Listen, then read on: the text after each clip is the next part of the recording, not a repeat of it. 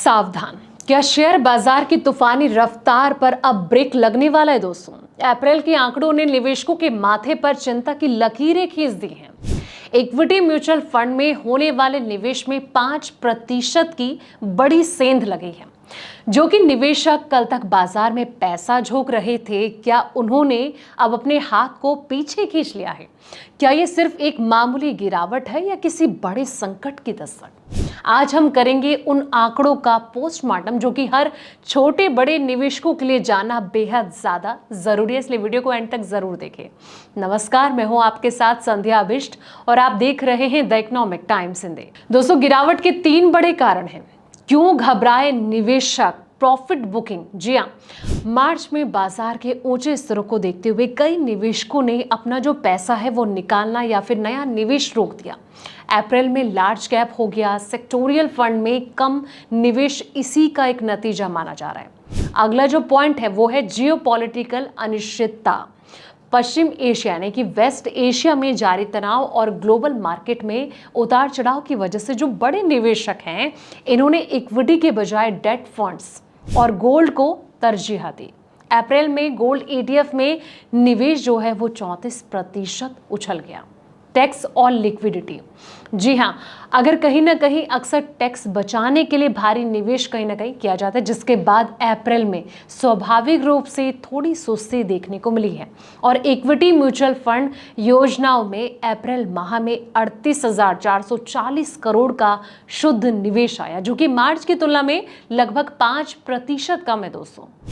उद्योग निकासी एमफी के सोमवार को जारी आंकड़ों के अनुसार ये जानकारी मिली है कि एसोसिएशन ऑफ म्यूचुअल फंड जो है इन इंडिया के आंकड़े के मुताबिक अप्रैल में व्यवस्थित निवेश योजना यानी कि SIP के माध्यम से किए जाने वाला जो मासिक योगदान है वो भी घटकर 31,115 करोड़ रुपए रह गया, जबकि मार्च में ये 32,087 करोड़ रुपए था।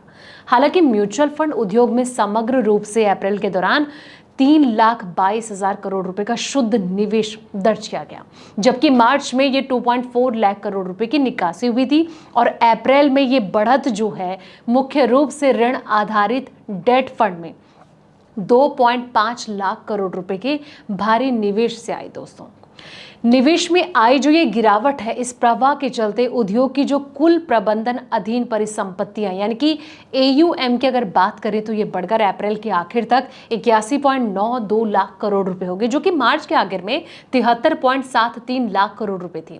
श्रेणीवार आंकड़ों के मुताबिक अगर देखा जाए तो इक्विटी फंड योजना में निवेश घटकर अप्रैल में 38,440 करोड़ रुपए रह गया, जबकि मार्च में ये 40,450 करोड़ रुपए था। हालांकि ये फरवरी के 25,978 करोड़ रुपए से ज्यादा है। अधिकांश श्रेणियों में निवेश पॉजिटिव रहा, लेकिन मुनाफा वसूली यानी कि प्रॉफिट बुकिंग की अगर यहां पर बातचीत की जाए और पोर्टफोलियो पुनर्संतुलन की वजह से लाभांश प्रतिशत और इक्विटी संबंध बचत योजना फंड में जो है मामूली निकासी दर्ज की गई है।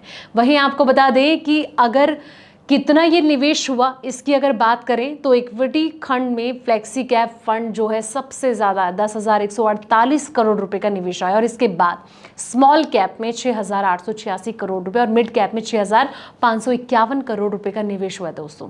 वहीं लार्ज कैप की अगर बात करें तो इसमें 2,525 करोड़ रुपए का प्रवाह दर्ज किया गया। और इसके अलावा गोल्ड आधारित गोल्ड ETF में अप्रैल के दौरान 3,040 करोड़ रुपए का निवेश जो है वो आया है, जो कि मार्च के 2,266 करोड़ रुपए से काफी ज्यादा है। तो जिस तरीके से इनमें ये तेजी देखने को मिली है, आने वाले महीने में देखना ये होगा कि ये तेजी बरकरार रहती है या फिर नहीं। कमेंट सेक्शन में अपनी राय जरूर दें। फिलहाल इस रिपोर्ट में इतना ही। ऐसे तमाम वीडियोस के लिए आप देखते रहें द इकोनॉमिक टाइम्स हिंदी।